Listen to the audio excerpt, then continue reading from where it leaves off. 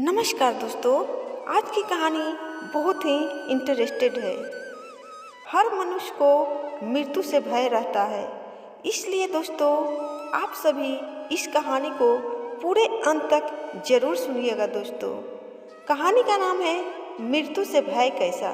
पौराणिक कथाओं के अनुसार राजा परीक्षित को श्रीमद् भागवत पुराण सुनाते हुए जब सुखदेव जी महाराज को 6 महीने बीत गए और तक्षक सर्प के काटने से मृत्यु होने का एक दिन शेष रह गया, तब भी राजा परीक्षित का शोक और मृत्यु का भय दूर नहीं हुआ।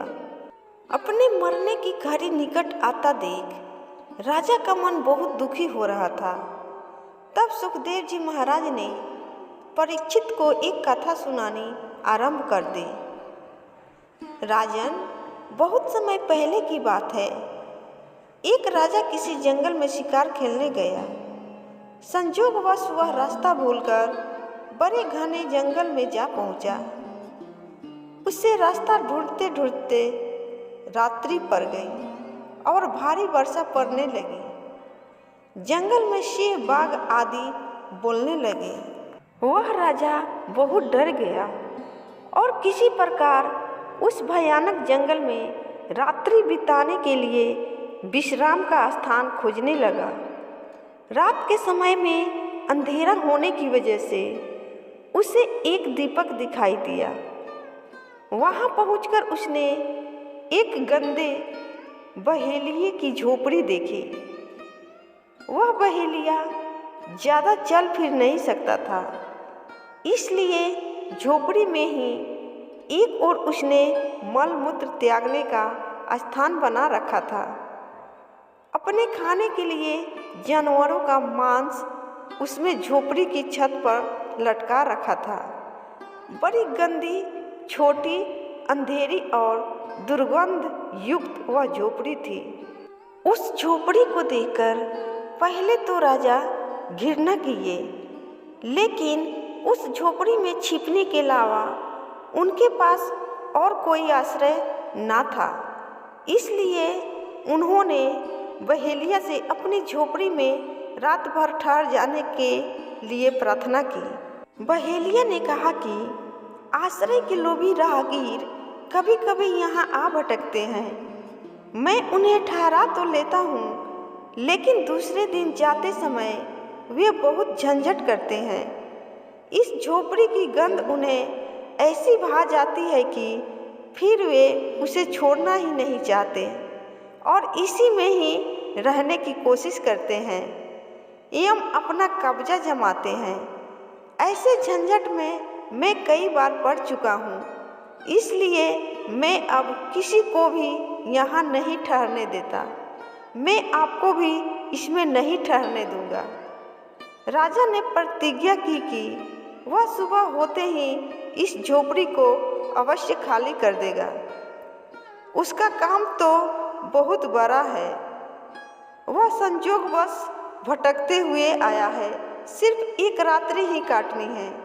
बहेलिया ने राजा को ठहरने की अनुमति तो दे दी, पर सुबह होते ही बिना कोई झंझट किए झोपड़ी खाली कर देने की शर्त को फिर दोहरा दिया। राजा रात भर एक कोने में पड़ा सोता रहा। सोते समय झोपड़ी की दुर्गंध उसके मस्तिष्क में ऐसी बस गई कि सुबह उठा तो वही सब परम प्रिय लगने लगा। अपने जीवन के वास्तविक उद्देश्य को भूलकर वहीं निवास करने की बात सोचने लगा। वह बहेलिया से और ठहरने की प्रार्थना करने लगा। इस पर बहेलिया भड़क गया और राजा को बुरा भला कहने लगा। राजा को अब यह जगह छोड़ना झंझट लगने लगा और दोनों के बीच उस स्थान को लेकर विवाद खड़ा हो गया।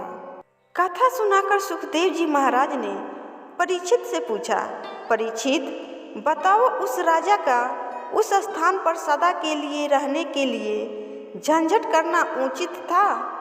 परीक्षित ने उत्तर दिया, भगवान, वह कौन राजा था? उसका नाम तो बताइए। वह तो बड़ा भारी मूर्ख पड़ता है जो ऐसी गंदी झोपड़ी में अपनी प्रतिज्ञा तोड़कर एवं अपना वास्तविक उद्देश्य भूलकर नियत अवधि से भी अधिक रहना चाहता है। उसकी मूर्खता पर तो मुझे आश्चर्य होता है। श्री सुखदेव जी महाराज ने कहा, हे राजन परीक्षित, वह बड़े भारी मूर्ख तो स्वयं आप ही हैं। इस मलमूत्र की गठरी देह शरीर में जितने समय आपकी आत्मा को रहना आवश्यक था, वह अवधि तो कल समाप्त हो रही है। अब आपको उस लोक जाना है जहाँ से आप आए हैं, फिर भी आप झंझट फैला रहे हैं और मरना नहीं चाहते। क्या यह आपकी मूर्खता नहीं है? राजा परीक्षित का ज्ञान जाग पड़ा और वे बंधन मुक्ति के लिए सहर्ष तैयार हो गए। वास्तव में तो यही सत्य है। जब एक जीव अपनी माँ की कोख से जन्म लेता है तो अपनी माँ की कोख के अंदर भगवान से प्रार्थना करता है कि हे भगवान, मुझे यहाँ इस कोख से मुक्त कीजिए। मैं आपका भजन सुमिरन करूँगा। और जब वह जन्म लेकर इस संसार में आता है तो उस राजा की तरह हैरान होकर सोचने लगता है कि मैं ये कहाँ आ गया, और पैदा होते ही रोने लगता है। फिर उस गंध से भरी झोपड़ी की तरह उसे यहाँ की खुशबू ऐसी भा जाती है कि वह अपना वास्तविक उद्देश्य भूलकर यहाँ से जाना ही नहीं चाहता। दरअसल दोस्तों, ये हमारे जीवन की सबसे अटल सत्य है।